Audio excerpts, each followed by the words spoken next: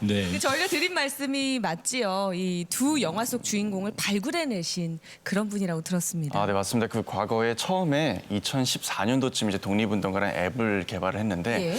그때까지만 해도 이런 좌익 계열의 독립운동가분들은 많이 알려지지 않았습니다. 특히 영화 밀정과 박열은 의열단들의 활동이기 때문에 좀 상대적으로 많은 분들이 모르실 겁니다.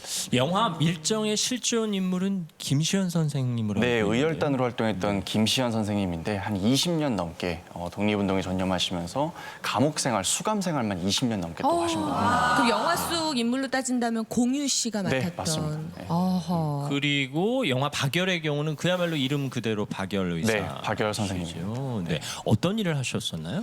박열 선생님은 어떻게 보면 일본 동경 한복판에서 독립운동 단체들을 여러 개를 만들면서 활동을 하시다가 특히 관동 대지진 학살이라는 역사적인 비극적인 일이 있을 때 그 한복판에서 끝까지 독립운동을 세상에 알리셨던 그런 분이라고 보시면 됩니다.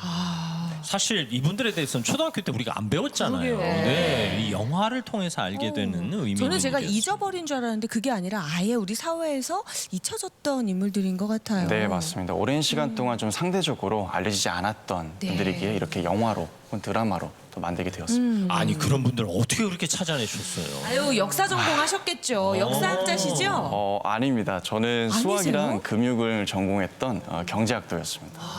수학이랑 금융경제를 전공. 역사랑 전혀 관계도 없는데 어떻게 그렇게 또 역사 쪽으로 파고들었어요? 사실 뭐 많은 이유가 있었는데 저는 이제 군대에 있을 때 네. 독립운동가 후손들을 거기서 만나게 됐습니다. 그래서 그들하고 좀 같이 생활하고 지내다가 좀 그들로부터 안타까운 어떻게 보면 할아버지, 아버지 이야기를 들으면서 네. 이런 분들이 되게 많구나라는 걸 알게 되면서 좀 조사를 해봤고요. 그러다가 발견하게 됐습니다. 그럼 같은 내무반에 있었던 동료들이 독립운동 하셨던 분들의 뭐 손자녀들이었던 맞습니다. 거예요? 고손자하고 증손자분이 있었습니다. 근데 특히 의열단, 영화 밀정과 예. 박열에 나왔던 그런 분들의 직계가 있었습니다. 아니, 그분들도 훌륭하시네요. 그래도 증조 할아버지, 고조 할아버지 그런 삶을 또 또 알고. 기억하고 뭐 친구에게 이야기할 수 있겠죠. 근데 저는 신기한 게 제가 아무리 그런 이야기를 들었다고 해도 그거에 대해서 내가 연구를 해보겠다, 좀 찾아봐야지 이렇게까지 연결시키는 사람은 많지 않을 것 네, 같거든요. 더욱이 다른 분야를 전공하신 분이. 그 사실 좀 계기가 있었습니다. 원래 저는 이제 미국에 있을 때 좀 NGO를 만들어서 좀 이렇게 활동을 한 적이 있었어요. 근데 이제 군에 들어가서 보니까 이 보훈이라는 영역 안에서도 좀 약간 차별, 사각지대가 있다는 걸 좀 느꼈습니다.